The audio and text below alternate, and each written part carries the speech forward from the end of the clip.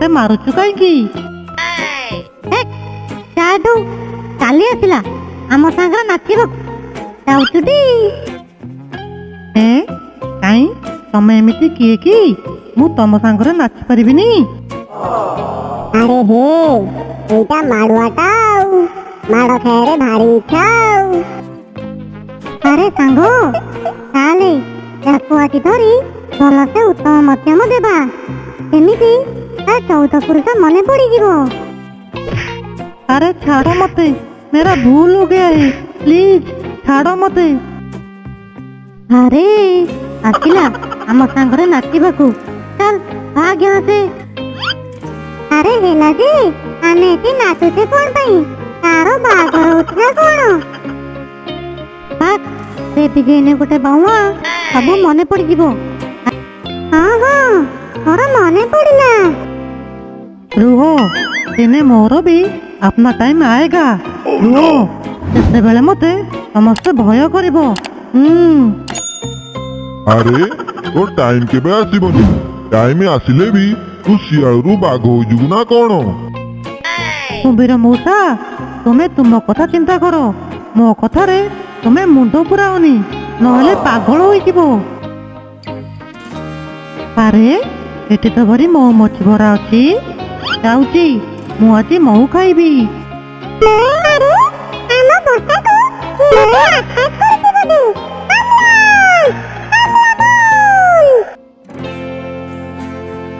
अरे बाबा रे किलो बोलो मरी गली अरे बाबा रे मरी गली लो माँ ए बोलो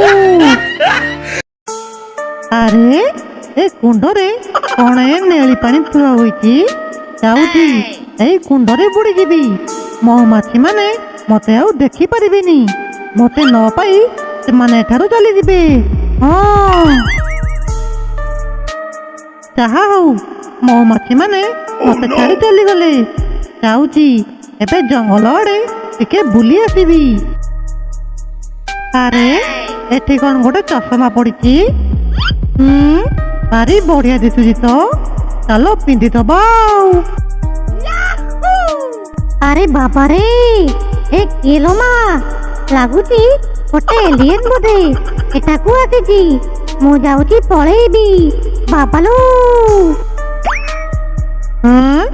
ये कौन ये तो मते आज सकाळे मारुथिला एबे मते देखी बहरे कौन चली गला ए मु कौन एमिति नेलिया नेलिया देखा जाउची भलो हैला मु एमानकू धराइबी मो गोलाम बनई रखिबी हाँ मु एमानकू गोलाम बनाई मु जंगल राजा हेबी सांग माने सुनो सुनो ओथे आम जंगल को गोटे एलियन आसीची बाबा रे से केते भयंकर देखा जाउची अरे सांगो काई दिनटारे बिली बिली होतु कहलु नाइ रे सांगो मु सत्य कथा कहूची जदि मो कथा को विश्वास हेउनी ताले मो सांगरे चल हे मोर किछि काम धंदा नाइ ना कोन मुया सांगरे जीवी हा जाइटू अरे से सत कहूला देखे सियाड़े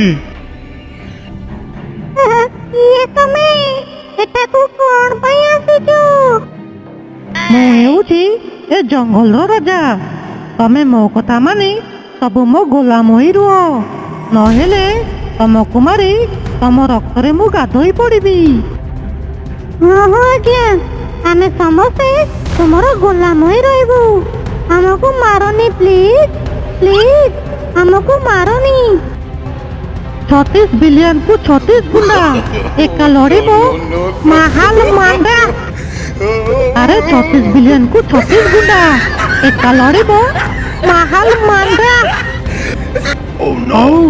मो पाई खाइबा व्यवस्था करो अरे सियाड़ तोर कौन होईची तो मुह कहीं सुखिला सुखिला देखा जाउची कौन कहबी मौसा जंगल को गोटे चश्मा पिंधा नील एलियनटे आसीची आउ कहूची सिए कुआड़े आम जंगल रो राजा हेबो सेथिपाई आमे समस्त टेंशन रे अछु हाँ कहीं मु तो जानिनी चलिलु चलिलु देखिबा किए सिए ମହାରାଜ ମୋର ପ୍ରଣାମ ଗ୍ରହଣ କରନ୍ତୁ। ହଁ ଗୁମ୍ବା, ହଉ ହଉ, ତୋ ହାଲଚାଲ କଣ? କଣ କହିବି ମହାରାଜ, ତୁମକୁ ମିଛ ମୋତେ ସତ। ତୁମେ ରାଜା ହୋଇ ତୁମ ମୁଣ୍ଡରେ ଗୋଟେ ହେଲେ ବି ମକୁଟ ନାହିଁ। ମୋତେ କାହିଁ ଏଇଟା ଠିକ ଲାଗୁନି। ନା, ମୋତେ ଏଇଟା ଆଦୌ ଭଲ ଦେଖାଯାଉନି। ଜଣେ ମହାରାଜ ହୋଇ ତାଙ୍କ ମୁଣ୍ଡରେ ଗୋଟେ ବି ମକୁଟ ନାହିଁ। ନା, ଏଇଟା ଭଲ ଲାଗୁନି। ସତ କଥା ତ, ଏକଥା ମୋର ଜମା ବି ମନେ ନଥିଲା। ହଉ, କଣ କରିବା କୁହ? ମହାରାଜ, ଆମେ ତୁମ ପାଇଁ ଗୋଟେ ଚିକିଚିକିଆ ମକୁଟ ତିଆରି କରିଛୁ। କାଲି ସକାଳେ ତୁମେ ଗାଧୋଇ ତୁମେ ସେଇ ମକୁଟଟିକୁ ପିନ୍ଧିବ। ବହୁତ ବଢିଆ ଦେଖାଯିବ। Yes, I like you. ଆରେ କୁମ୍ଭା ମଉସା, ତୁମେ କଣ କଲ? ଆମେ ଏବେ ମୁକୁଟ କୋଉଠୁ ଆଣିବା? ତୁମେ ବ୍ୟସ୍ତ ହୁଅନି। ମୋତେ ଲାଗୁଛି ସେ ନୀଳବର୍ଣ୍ଣ ଏଲିଏନ୍ଟା ସତରେ ଏଲିଏନ୍ ନୁହେଁ।